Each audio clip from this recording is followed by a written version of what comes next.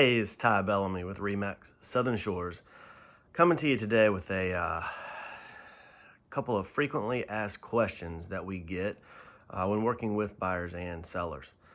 Wanted to go over those with you, maybe answer a few, and of course, in the comments, if you have any more, we'll be glad to address those also. So working with buyers, a lot of times we get the question, how long does the buying process take?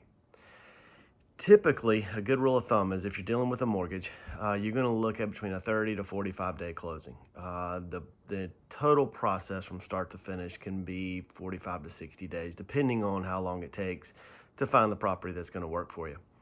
When working with buyers, we get out there and sometimes we can find something the first day. That typically does happen. However, sometimes the product that they're looking for does not exist and therefore can take a little bit longer. But a good general rule of thumb is by the time you find the property that you are interested in, 30 to 45 days, we should be able to get it closed with a mortgage. All right, next question. How many properties does the typical buyer look at? And I'm gonna go ahead and say we don't really have a typical buyer, but what we try to do is if there is quite a bit of inventory within the parameters of what they've given us they're looking for, we will narrow it down to maybe the top five, taking in everything into account that they want, and then start narrowing it down to things that they actually need. So a good rule of thumb is we'll go out and look at the top five on the first day, if there are five that meet their parameters. So most of the time we can find something that fits and works perfectly for them within that first five. However, sometimes it's a little longer. Another great question we get is, when should I make an offer? How do I know when is the right time? Well, in a market such as ours right now, inventory is low, activity is high. So we always suggest is when we find a property that you like, let's go ahead and run some numbers and make the offer when you're comfortable. I would not wait. I would not sleep on it.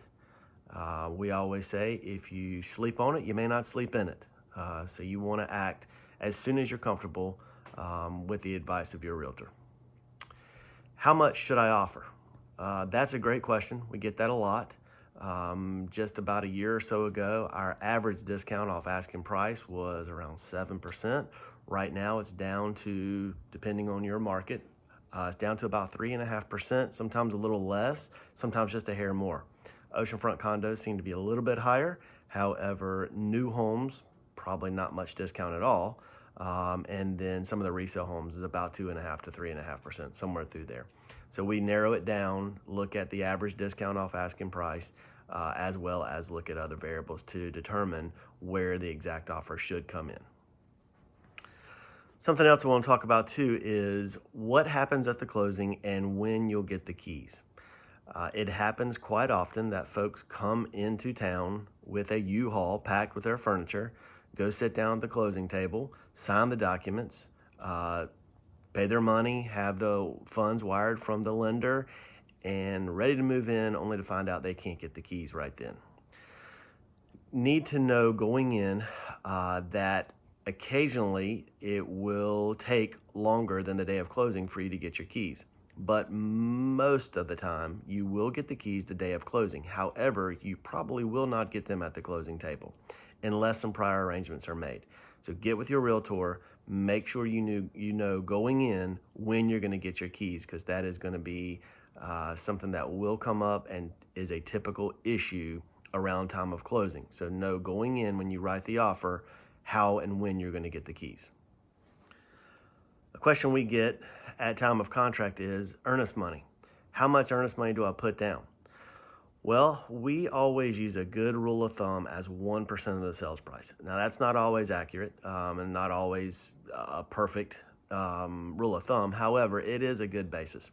If you're looking to purchase a $150,000 home, typically $1,000 would suffice. If you're looking at a $300,000 home, I would think $3,000 would be good.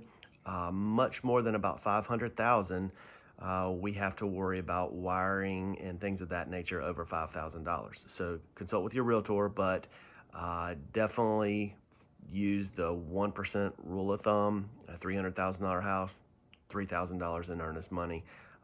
And then if there's any variations of that, you can get with your realtor to find out. One thing I want to talk to you about too is what to do during the house hunting process. So we always recommend definitely getting with your realtor, getting the parameters to that person, letting them know exactly what you're looking for, exactly what you need, and then some of the things that you want but can possibly do without. From there, they'll narrow it down and you start looking. Always assume that every home that you go in to view is being surveilled. In other words, there's cameras on the inside, cameras on the outside. The worst thing you can do is walk in and trash talk the home inside the house, or walk in and lay all your cards on the table and say, this home is perfect, I'll pay full price today. You definitely don't want to do that when you're in the buying process. You don't want to give away any of your negotiations power. So keep that in mind when out looking for property. When you get back in the car with your realtor, then discuss the ins and outs of the homes, what you thought were great about it. However, do feel free to make comments while you're inside the house. Just don't, number one, trash talk, and don't, number one, give away any of your negotiation bargaining chips. Last thing I want to talk about is home inspection. When that occurs, what happens during the home inspections. So typically, once we come to contract and get a property under contract, we can get a home inspection done within 10 business days, typically within about a week. Some of the home inspectors are a little bit more busy than others, but we can get it done usually within 10 business days. Once the home inspection is done, you'll receive a report that's going to have all the items listed that they found wrong with the home. A lot of them are going to be something that's very small, normal maintenance issues that you're going to face on a daily or monthly basis. Other ones could be pretty substantial and could be deal breakers. It's at that point you'll go over them with your realtor and figure out what you can live and what you can't live with, and from then make a decision on how you want to approach the seller. Depending on how you filled out the contract determines how you're going to proceed next. If you filled out the due diligence period, at that point you can ask for any and all repairs that you want to be done, any and all credits that you would rather have instead of the repairs, or you can choose to back out of the contract.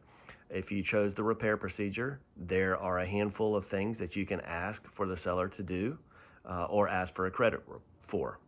If you chose the as is, then you may not have the option to ask for any repairs, but you need to consult with your realtor to find out how to approach that next. So thanks for tuning in. If you have any questions, want me to answer, us to answer anything, by all means, please put them in the comments. Send us a Facebook message, email, text, however you want. But I hope you enjoyed this video, and we will see you soon.